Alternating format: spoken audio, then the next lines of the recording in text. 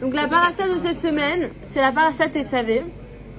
Dans cette paracha, on va nous parler, déjà rapidement, c'est quoi les sujets? On va nous parler de Moshe Rabbeinu qui va être enjoint par Akadosh Baruch Hu de demander en fait plusieurs choses aux Kohanim. La première chose qui va être demandée, c'est de prendre de l'huile pure pour allumer la menorah. Ok, c'est un sujet en soi. Deuxième sujet, c'est les vêtements des Kohanim. C'est le sujet sur lequel j'ai décidé de m'attarder aujourd'hui. La fameuse question, est-ce que l'habit fait le moine? Réfléchissez-y, on va en débattre. Et troisième sujet, c'est les corbanotes. Déborah, t'es très belle avec ton brochide. Donc, à part ça, cette paracha, elle est toujours juxtaposée avec la naissance et la mort de Moshe Rabbeinu. Et je vous ai mis au défi de savoir combien de fois Moshe Rabbeinu, le nom de Moshe est inscrit dans cette paracha, la paracha Tetzavé, 0. Pourquoi? Parce que, tout simplement, au moment de la faute du veau d'or, lorsque Akadosh Baruch Hu a dit à Moshe, tu sais quoi, regarde ce qu'ils ont fait ton peuple, ce qu'ils ont fait, on va les exterminer, et de toi, Moshe Rabbeinu, je vais créer un nouveau peuple. Et Moshe Rabbeinu, berger fidèle, il a dit pas du tout. Tu les extermines, tu m'effaces de ta Torah à toi aussi. Genre, je veux plus être là moi aussi. Je suis vraiment les Bnei Israël et Moshe, c'est indissociable. Et comme la parole d'un juste, elle ne peut pas être en vain. Donc comme il a dit, tu m'effaces de ta Torah, Akadosh Baruch Hu, il a fait que il soit pas du tout dans une des parachiotes, et c'est la paracha Tetzavé. Mais ce qui est extrêmement fort, et c'est sur ça aussi que je voulais un peu parler, c'est que on commence la paracha par Ve'ata Tetzavé. C'est quoi Ve'ata Tetzavé? Et toi, tu ordonneras. On est d'accord que si je te dis, toi, viens m'aider, mais si je dis Sephora, viens m'aider, Sephora, il peut y en avoir X Sephora dans la salle. Mais quand je dis toi, je fais appel à quoi ici? À l'essence de la personne, l'essence. C'est sûr que je peux pas me tromper quand je dis toi. Et ici, à Kadosh Baruch Hu, en mettant au début de la paracha, premier passouk, c'est quoi? Ve'ata Tetzavé. Et toi, il fait référence à qui? À Moshe Rabbeinu. Tu ordonneras les Aaron ou le Banav, etc. Toi, Moshe Rabbeinu, toi, ton essence, pour te montrer qu'en vérité, même quand Moshe Rabbeinu, il n'est pas dans une paracha, son essence et sa force, elle y est. Et c'est lui qui va ordonner, en fin de compte, toutes les choses qui vont se passer. Vu qu'on est dans les moments d'apprentissage de comment ça va se passer dans le Mishkan et plus tard dans le Beth Amikdash, chaque chose que Akadosh Baruch Hu va ordonner on va dire aux acteurs principaux. Il y avait qui comme acteur principal dans le Mishkan, dans le Beth Amikdash? Les Kohanim. Les Kohanim, ils étaient là en train de faire le service. Ils s'occupaient des corbanotes, comment on dit corbanotes? Des sacrifices, exactement. Des sacrifices. Ils s'occupaient de tout ce qu'il y avait, les chavapanim, les pains des propositions, etc. Et il y avait aussi les Lévim. Les Lévim, c'est ceux qui chantaient dans le Beth Amikdash. En tout cas, c'était toute une belle organisation. Et voilà que c'est Moshe Rabbeinu qui est lui-même le chef, qui va en fait ordonner à chacun, comme un directeur de Gan Israël, qui va commencer à dire, toi, tu t'occupes des repas, toi, tu t'occupes des élèves, toi, tu t'occupes de voir la compagnie de car, etc. Moshe Rabbeinu, c'est le vrai grand directeur du Mishkan à ce moment-là. Et en vérité, c'est impossible de continuer de parler du Mishkan sans parler de Moshe Rabbeinu. Donc c'est sûr que Moshe Rabbeinu, il était là et il était omniprésent dans cette paracha, mais sans qu'il y ait une fois son prénom Moshe à l'intérieur. Ok? Donc ça c'était intéressant de parler vraiment de Moshe Rabbeinu aujourd'hui, vu que demain c'est Saïloula, Zainadar, je vous l'ai dit au début. Bref, mais Moshe Rabbeinu, on sait que un tzaddik, il est encore plus là, lorsqu'il est en vérité dépourvu de son corps. Pourquoi? Parce qu'en fin de compte, c'est sa neshama qui est là.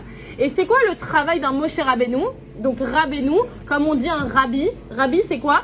C'est les rochers Tevot, c'est l'acrostiche, c'est comme ça qu'on dit, acrostiche de Rosh Béné Israël. Resh Bet Yud, Rosh Béné Israël.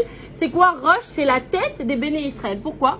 Parce qu'on sait qu'un corps, si on va décider, ah non, ma main elle est en train de faire quelque chose de mal, est-ce que je peux commencer à me frapper la main? Elle va dire, mais elle est folle celle-là, qu'est-ce qui lui arrive? Elle va frapper sa main. Un corps, c'est une entité. Pareil, les Bnei Israël, le peuple juif, on est un corps. On a la tête qui donne directive qui va dire, ouh là en fait tu marches pas droit, essaye de marcher un peu plus droit. La tête qui te dit, ah mais là je me sens mal, essaye de te couvrir, t'as peut-être froid, t'as peut-être chaud, etc. Donc on a besoin de la tête, mais est-ce qu'on peut se dire tout d'un coup, ah ben j'ai pas besoin du petit dernier doigt de pied? Vous dites ça, j'ai pas besoin du petit doigt de pied. Non, un corps il est chalem, il est complet. Donc pareil, on a besoin de la tête. La tête c'est celle qui donne les directives. Et c'est qui? C'est les tzadikim. Et encore plus, c'est le Rosh Ben Israël, c'est un rabbi. Et un rabbi, on peut pas se dire, ah bah en fin de compte, moi j'étais très attachée à ce tzadik, mais vu qu'on le voit plus aujourd'hui parce qu'il est parti, alors ça y est. Non, l'âme, et c'est vraiment bien détaillé dans le Tanya et dans la Chassidoute, l'âme d'un tzadik, elle est encore plus présente ici. Donc on a toujours la force de se rattacher à Moshe Rabbeinu et de lui dire, Moshe Rabbeinu, c'est toi qui nous as transmis la Torah. Il faisait toujours le lien entre Akadosh Baruch Hu et les Bnei Israël. Donc aujourd'hui on peut encore s'attacher à l'âme d'un tzaddik et lui demander de nous aider dans notre avodat Hashem quand c'est difficile de faire les mitzvot parfois. Donc on a toujours cette force-là de Moshe Rabbeinu qui est omniprésente avec nous aujourd'hui, parce que Moshe qui n'a pas voulu se dissocier des Bnei Israël au moment de la faute du veau d'or, aujourd'hui il ne se dissociera encore moins des Bnei Israël au moment où on est dans les instants juste avant la Géoula. On voit que tout d'un coup, comme on parlait hier Sarah, des enfants qui tout d'un coup ont des neshamot qui s'éveillent, on ne comprend pas pourquoi ils ont envie de nous chanter à Donolam pile quand on est dans un bus. En tout cas, voilà, aujourd'hui on est dans une génération où l'âme elle prend le devant. À nous d'essayer de vraiment la laisser s'exprimer, et que Bezrat Hashem on puisse vraiment se connecter au Moshe Rabbeinu de la génération, chacun son tzaddik, chacun comment il le ressent. Mais en tout cas, sachez que quand on se connecte à un tzaddik, on se connecte à l'essence d'Akadosh Baruch Hu. Et en vérité, un tzaddik ou quelqu'un qu'on sait, on va tout de suite après voir par rapport aux habits, mais quand on voit que quelqu'un il est maître, quelqu'un il te donne vraiment, il a envie de t'enseigner la Torah, mais de tout son cœur, parce que voilà, et parce qu'il t'aime, et parce que tu ressens qu'il est connecté avec Hachem, cette personne-là, X, chacun dans sa vie peut penser à quelqu'un. Mais quand cette personne-là, elle est vraiment attachée à Kadosh Baruch Hu, ben plus on va discuter avec elle, plus on va se renforcer avec cette personne-là, ou prier par rapport à cette personne-là quand on va dans des kivrei tzadikim, etc. Et ben à ce moment-là, c'est sûr que notre prière, elle a jamais été en vain. Et notre lien avec Akadosh Baruch Hu, il a dû être renforcé grâce à cette fila qu'on a fait et cette supplication qu'on a fait à travers ce tzaddik, ok?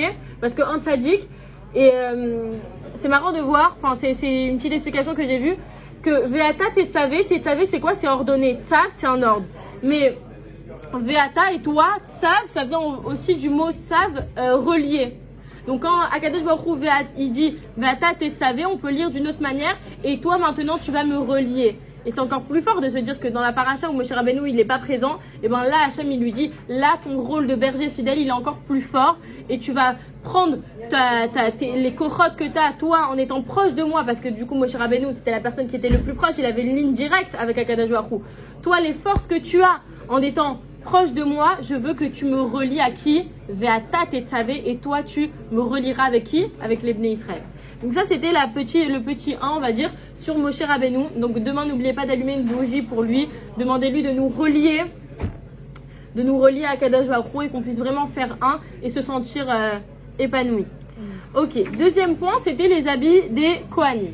Donc les habits, a priori qu'est-ce que ça fait dans notre paracha? Donc déjà on avait parlé la semaine dernière, et les poutres elles sont faites dans ce bois, et le misbéach il est fait dans cette telle matière. Et là maintenant, pas seulement on parle de la construction du Mishkan, mais on nous parle de quoi? D'habits. A priori c'est très matériel des habits. Pourquoi? Quel rapport à Kadosh Baruch Hu? Il va faire attention, et tu vas leur faire des caleçons de lin, et sa petite couronne elle va être faite en or, etc. etc. Pourquoi Kadosh Baruch Hu il a besoin de rentrer dans les détails des vêtements? C'est sûr qu'on a quelque chose à apprendre ici, surtout nous les femmes qui adorons bien nous habiller, qu'on adore les vêtements. On peut nous laisser dans des magasins et nous dire allez vas-y profite. Donc c'est sûr que le lien des vêtements c'était intéressant à le voir. Déjà c'est intéressant de voir que chaque vêtement des Kohanim, eh ben, il faisait référence à une sorte, il expiait, une sorte d'avéra, ok?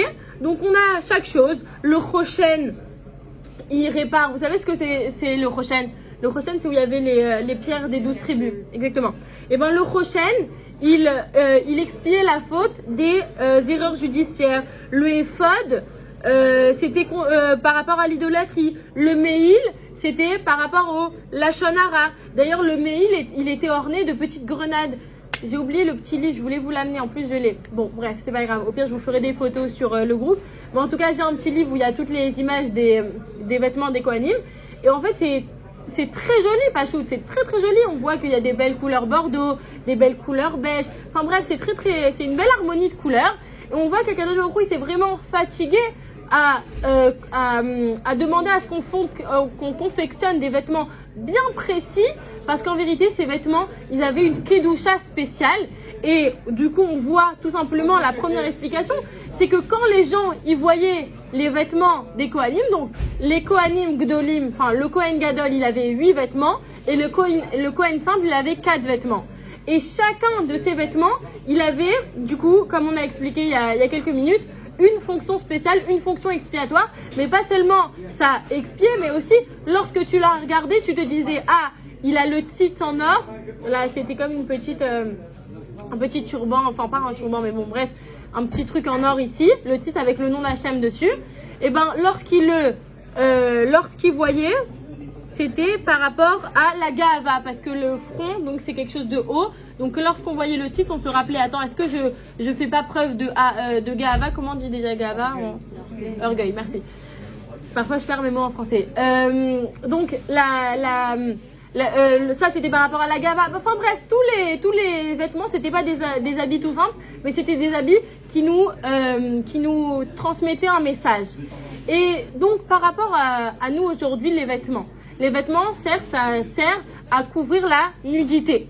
Mais est-ce qu'on est d'accord que lorsqu'on est habillé d'une certaine manière, imaginons maintenant je suis habillée en hôtesse de l'air, je sais que chacun qui va me voir passer, eh ben ils vont savoir dans leur tête que je suis hôtesse de l'air. On te fait comme ça pour ton début. Ah.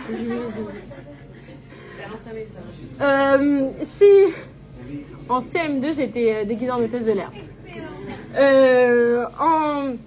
Imaginons un boulanger, on le voit passer, on sait qu'il est boulanger. Enfin bref, ça fait connoter un petit message, ça nous dit un peu plus sur la personne. Exactement.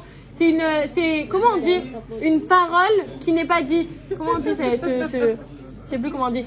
C'est quelque chose un message qu'on veut faire passer. Voilà, une allusion, mais voilà, bref, on apprend de la personne. Et donc là, je voulais vous raconter une petite histoire intéressante.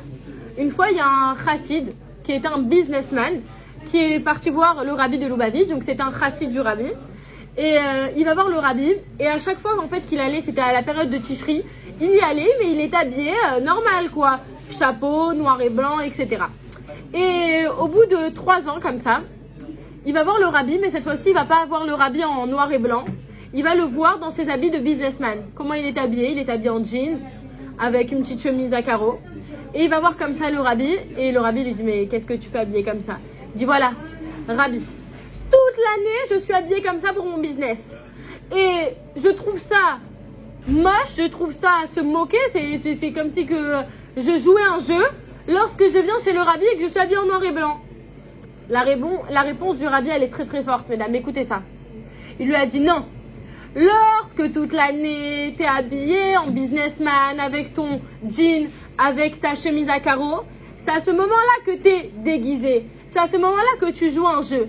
Mais lorsque tu viens chez moi pendant les chagim, pendant les dates importantes, et que tu es habillé en chassid, en noir et blanc, avec le chapeau, etc., là, c'est ta vraie essence qui est habillée dans son vrai vêtement.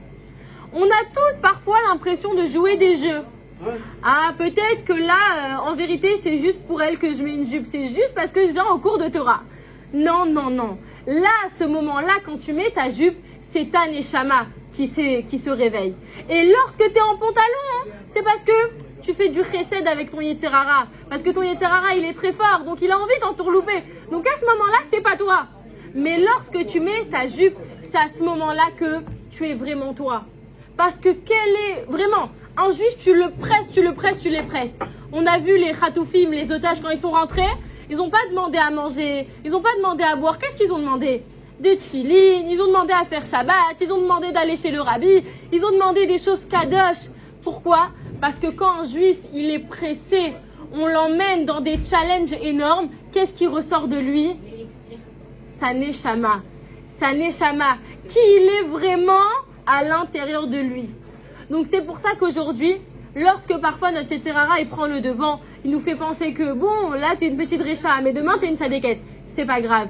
L'essentiel, c'est qu'on arrive à encore écouter ce que notre neshama veut à l'intérieur de nous. Et c'est ça la force d'un vêtement. Vous savez pourquoi? Parce qu'un vêtement, vous savez, parfois, il y a des gens, ils vont s'habiller en noir et blanc ou ils vont s'habiller tsniout et ça va leur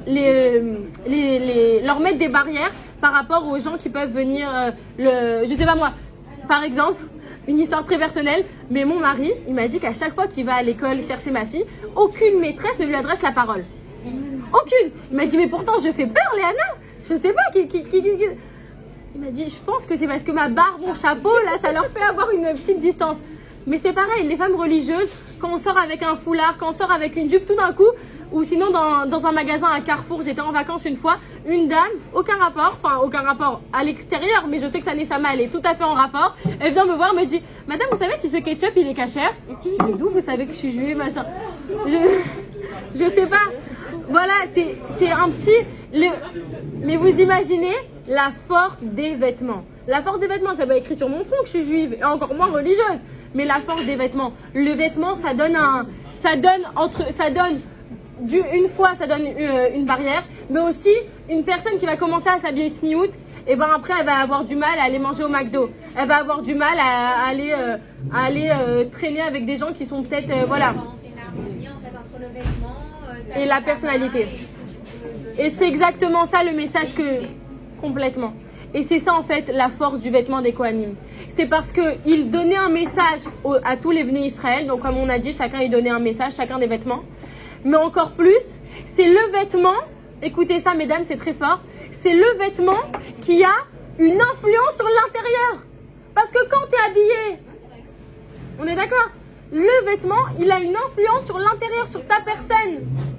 Allez-y, réfléchissez. Oui, mais moi, dans mon travail, parce que je vends des beaux vêtements, en fonction de comment tu vas habiller la personne, eh bien, la confiance, que je génère, c'est pas la même. Exactement. Tu vas mettre quelque chose de très sexy, bah, du coup, c'est que tu as un côté qui va ressortir de ça. Si tu te comptes, c'est vraiment très important.